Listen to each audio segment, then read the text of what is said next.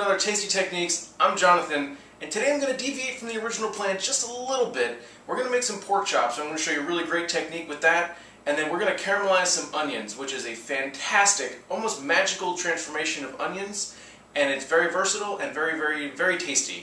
So that's enough talk. Let's get cooking. Now, like I just said, caramelizing onions is a technique that is almost like culinary magic, because what we're going to end up doing is turning this 3-pound bag of onions into an amount that can pretty much fit in the palm of your hand. Now, to transform the onions from their whole state to a workable state, I'm going to show you julienne. And no, that's not somebody I dated in high school. That's the name of the cut that we're going to put down on the onions. First things first though, we have to make our board more stable. So what I have, just some cabinet liner that I'm going to put under my board, and it's going to keep my board from slipping around. So come a little closer and I'll show you what we got to do. Now this cut starts out a lot like the dice. First thing we're going to do is chop off the top, chop off some of the bottom, and now I'm going to throw that in my garbage bag. Next step is I'm going to cut the onion in half, remove the outside paper,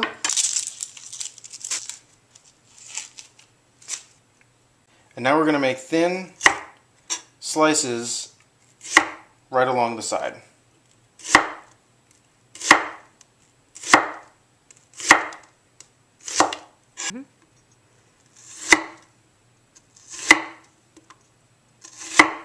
Now we're just going to repeat that with the other half.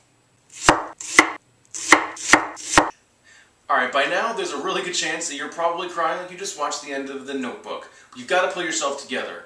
It's time to get our saucepan over medium heat, add some oil. Now it's going to take about 2 minutes or so for the oil to come to the temperature that I want it to. You don't want it hot. You're not sauteing the onions. We're going to basically melt them. So while that's going, I'm going to go ahead and start cutting down some more onions, and I'll be back here in 2 minutes to toss the onions in. I've got 2 onions chopped and ready to go in the oil, so I'm going to go ahead and dump them in and give it a stir. So what I recommend doing is going ahead and chopping down 2 onions at a time and then adding them to the pot here, stirring occasionally to make sure the oil and the heat is evenly distributed. So I'm going to go ahead and chop down the rest of my onions, add them to the pan, and then we're going to get to work on some pork chops. Okay, I finished chopping all my onions. Everyone in this house is crying like a baby. I'm going to show you what the onions look like in my pan to give you a reference point for the end. So it comes about halfway up my pan. I've also added a little bit more oil and stirred it around to kind of give everything a good lubrication. Pork is my favorite protein, and this is how I like to do it. I've got a glove for sanitary reasons. I've got 2 very nice looking rib chops here from the loin, and I'm going to season them liberally with salt and pepper.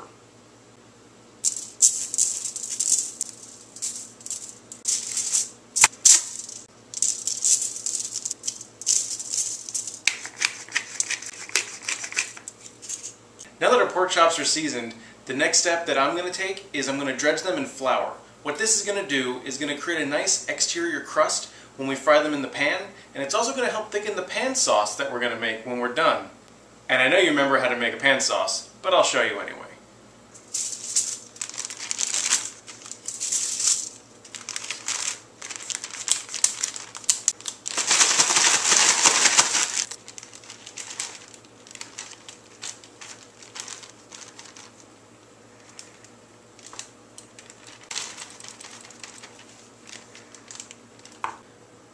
After taking the chops out of the bag, I've gone ahead and shaken off the extra flour that's been on them because we don't want too much. And now I'm going to heat up some oil in my saute pan. I've put enough oil in the bottom of my pan to coat it, and I've heated it over high heat. And now it's to the point where I see little wisps of smoke, and the oil is slightly ripply. So I'm going to add the pork chops into the pan, and there's going to be a lot of hissing.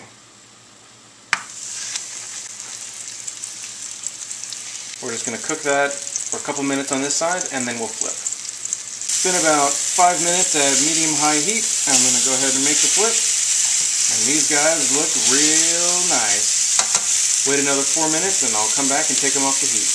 Okay, so now it's time to make the sauce. I know you watched my first episode, so I'm just going to show you what I'm going to do. First thing is deglaze with a flavorful liquid. In this case, I'm using apple cider. And then we're going to scrape around with our wooden spoon. let that evaporate, and then we'll add some flour. Okay, with most of the liquid evaporated, I'm going to add some flour. I actually had some left over from my dredging process. And I'm going to whisk that in.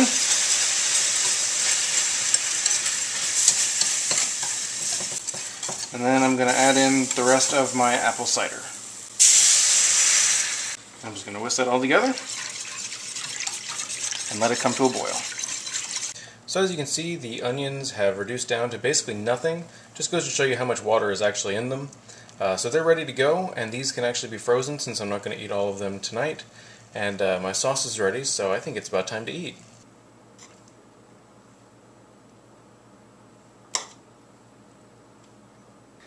Alright, so we've got pork chops and applesauce now, but just a different kind of applesauce, right?